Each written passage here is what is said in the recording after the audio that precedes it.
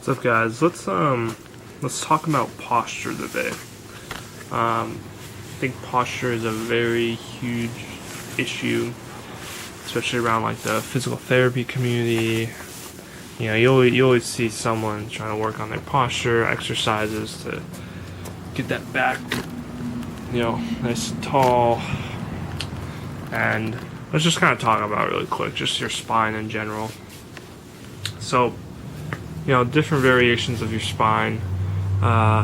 You can be in a flex position, an extended position, and those different types of extension flexions can occur at different parts of your spine: cervical, thoracic, and lumbar. So you can have different types of those motions occurring in your different types of your spine. And if you look at your thoracic spine, kind of always have a little flexion because it kind of curves a little bit. That's what kind of makes that S letter, which is fine, which is what you're meant to be, because that is a part of that functional shock absorbing that your spine does, as well as provides that structure. But the whole thing right now is, primarily at that cervical and lumbar.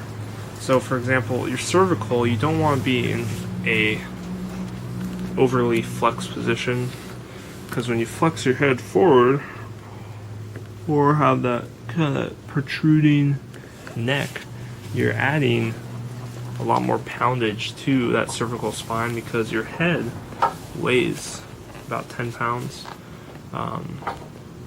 So you're always adding more. So there's something like if you add every inch you go out, it adds another 10 pounds or something, or 20, or exponentially multiplies. So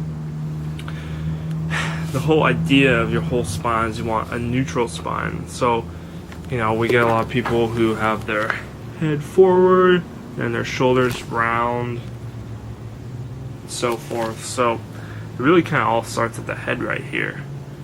This needs to be in a good position, because that kind of gives us a signal to the rest of your body where the alignment needs to be.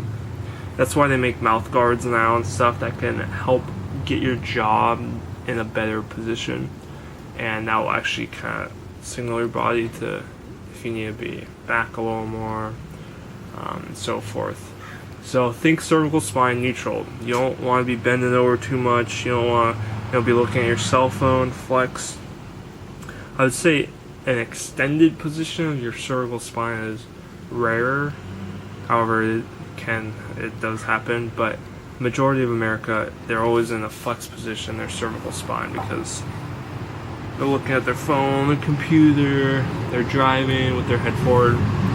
So loosen up those muscles in the neck, okay, especially these anterior neck muscles, because those are what pulling your neck down. We want to try and get it in neutral, okay. And then for the thoracic spine, usually the problem is getting that spine into extension.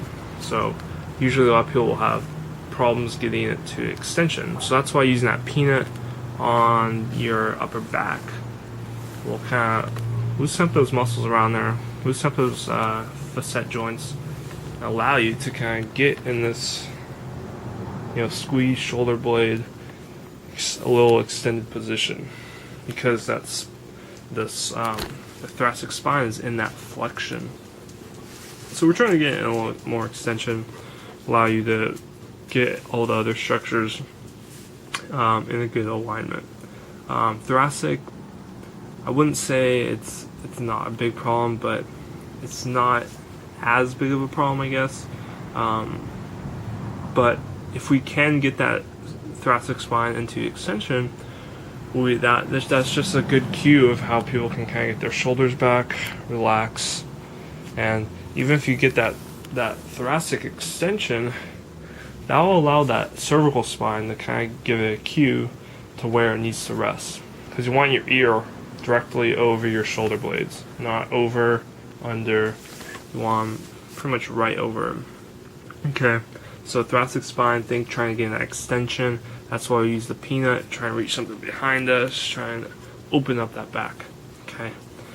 And for lumbar, so lumbar is both. A lot of problems with flexion and overextension. Okay. So for flexion, okay, I'd say flexion is a little more common because we tend to use our backs to bend over, pick stuff up. What else? You know, just a lot of bending, maybe not doing the deadlifts correct. Excuse me. And you know, just primarily trying to use that back erector muscles before we use the larger muscles of our hip, legs, and so forth. And also that flex position, sitting all the time, we get that, you know, that spine into a overly flexed that just makes us rely on those tissues of the spine opposed to kind of that neutral structure that we should rely on. So the flex position can really be minimized by just giving people cues how to get a neutral flat back, how to create torque through their legs to get that neutral flat back. And then here's where the problem comes in. So people think that, okay, I have a flex back, so what I'm going to do is just kind of extend. And so when you do extend, your back does kind of look flat, but what's happening is you're loading all that pressure on those joints of your spine, okay, all the vertebra. So it seems like a very stable position because everything, all your joints it's like bone on bone. You're all hanging on each other. So flex position, you're kind of hanging on the muscles, tissue. But in an overly extended position where you have your chest kind of protruding out, everything is hanging on by those lower lumbar vertebrae. So that's not good. It can even be worse. Now that's how you'll get a disc and rupture and so forth. So there's a fine line between both of them. So how to really resolve that is to try and create torque through those legs and hips, because when you do, you're going to create a lot stabler position. So when you deadlift, try and screw your feet into the ground, push your legs out, and naturally you'll get a flat back because you're getting those knees out, which will create that room in that hip and therefore in that pelvis to be in a neutral position, which will align your spine. If you're interested in more about this stuff, check out Kelly Starrett on Mobility WOD.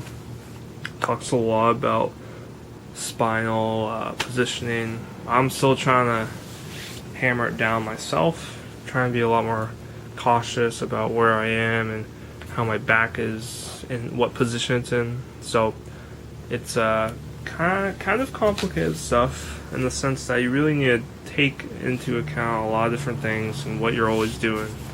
So just remember trying to create torque through your hips, and that'll create a very neutral spine. But that's just a little kind of review on spinal extension, flexion, and hope you enjoyed it. See you guys.